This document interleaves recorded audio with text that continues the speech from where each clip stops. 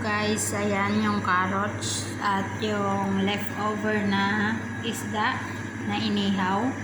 And then yung itlog, 2 eggs lang yung nilagay ko. Tsaka yung harina. So, and then yung, of course, yung paminta tsaka yung asin. So, ang unahin natin ilagay dito ngayon is yung leftover na isda. So, ayan na yung leftover na isda. So, ang ilagay natin ngayon is konting asin lang kasi malasa na yung isda. And then, paminta. And of course, yung ating ginadgad na carrots. Ayan. Pagsamasamahin lang natin. Ayan. And then, tansyahin lang natin yung harina para hindi masyadong dikit-dikit. The rest yung ating itlog. Ayan. Ayan ang itlog. So, dalawa lang yung nilagay ko. Tsaka natin masamasahin. Ayan, i-mix lang natin guys. Tapos gawin natin torta. Fry natin. Ayan. Masarap to guys. Kasi may kulang pa. Bawang tsaka ay sibuyas. May kulang ako sibuyas.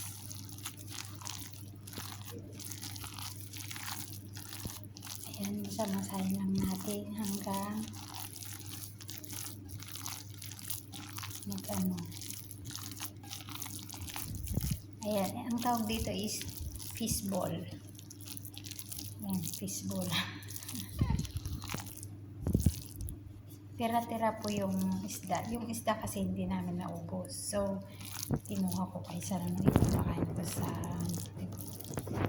ayan, kinuha ko yung ano kasi yung ulo lang yung kinain. Yung katawan hindi. And so, lagyan pa natin ng sibuyas. So, ayan guys, nalagyan ko na ng sibuyas. Hindi ko na hinigwan ng pino yung sibuyas kasi masakit yung mata ko. Ayan, pinapayak ako ng sibuyas. And so, ayan, lutuin natin.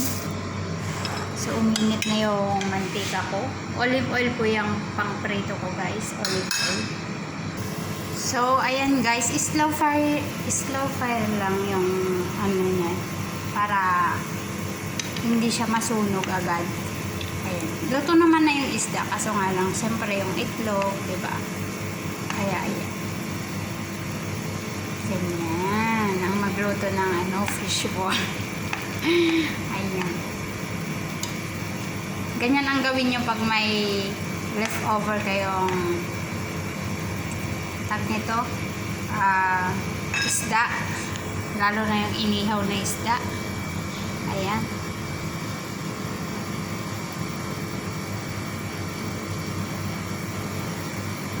Masarap po to guys.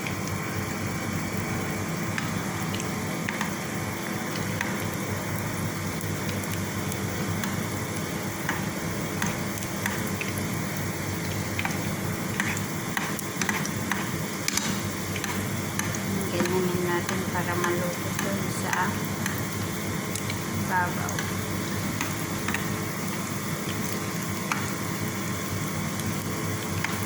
Marunong naman ako magluto guys. Minsan tamad lang talaga ako. Ayan. Pag gusto mo talagang kumain ay matututo ka. Ayan. Antayin lang natin na maluto. So, ayan na. Luto na yung ano, yung iba. So, nilagyan ko dito sa gitna para di masayang yung space. Ayan. Kasi maluwang pa yung space.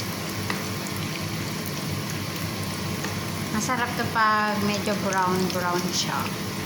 Ayan. So natin sa suka. Para siyang okoy. Yung ano. or ketchup. Ayan, pwede mo namang sausawan yung ketchup. Ganun.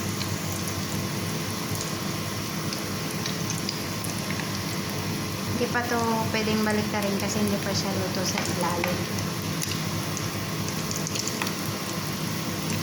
Ayan, so hindi pa siya gaano nagpula. Ayan guys, luto na ang aking fishball. O diba, ang sarap. Yum, yum, yum. Sarap.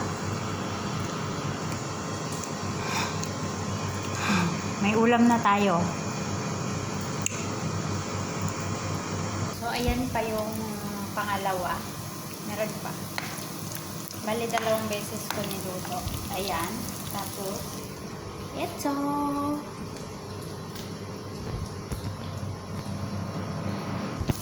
Ayan. Pag di pa talaga luto, hindi mo pwede siyang mabaliktad. Kasi mag-ano sila. Maghihiwa-hiwalay. So, kailangan crispy talaga sa ilalim. Ay. Ayun. So, diba? Tumatalsik.